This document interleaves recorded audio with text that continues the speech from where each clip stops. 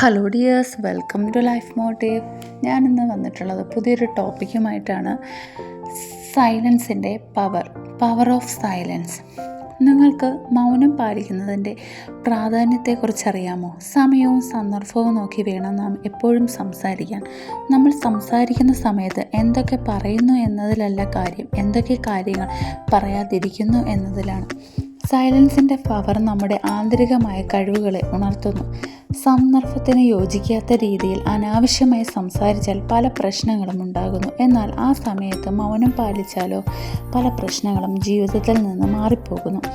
ഒരു തുറന്ന പുസ്തകം പോലെ നമ്മളായാൽ സ്വന്തം വ്യക്തി ജീവിതത്തിലെ കാര്യങ്ങൾ എല്ലാവരോടും ഷെയർ ചെയ്യുന്നതിലൂടെ ഗുണത്തേക്കാളേറെ ദോഷമാണ് സംഭവിക്കുന്നത്. നമ്മൾ കൂടുതൽ സംസാരിക്കുന്നതിലൂടെ നമ്മുടെ ഏകാഗ്രതയും ശ്രദ്ധയും കുറഞ്ഞു വരുന്നു. മൗനമായി ഇരിക്കുമ്പോൾ നമ്മുടെ മൈൻഡ് വളരെ സൈലൻ്റ് ആയിരിക്കുന്നു. അതിനാൽ നമ്മൾ ചെയ്യുന്ന കാര്യങ്ങൾ കൂടുതൽ ഫോക്കസ് കൊടുക്കാൻ സാധിക്കുന്നു. നമുക്ക് ജീവിതത്തിൽ നേട്ടങ്ങൾ കൈവരിക്കണമെങ്കിൽ സൈലൻസ് പ്രാക്ടീസ് ചെയ്യുക. മൈൻഡ്ഫുൾനെസ്, മെഡിറ്റേഷൻ പോലുള്ള പ്രാക്ടീസ് ചെയ്യുന്നതിലൂടെ നല്ല മാറ്റങ്ങൾ ജീവിതത്തിൽ വരുത്താൻ സാധിക്കുന്നു. നേട്ടങ്ങൾ കൈവരിക്കണമെങ്കിൽ സൈലൻ്റ് പ്രാക്ടീസ് ചെയ്യണം. മനസ്സുകൊണ്ടാണ് നാം സൈലൻസ് പ്രാക്ടീസ് ചെയ്യേണ്ടത്.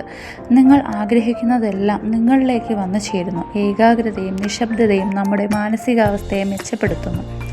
സെൽഫ് ബിലീവിൽ നിന്നാണ് യഥാർത്ഥ സ്ട്രെങ്ത് വരുന്നത്. സെൽഫ് കോൺഫിഡൻസ് എന്ന് പറയുന്നത് നാം സമയമെടുത്ത് ബിൽഡ് ചെയ്യുന്ന ഒന്നാണ്.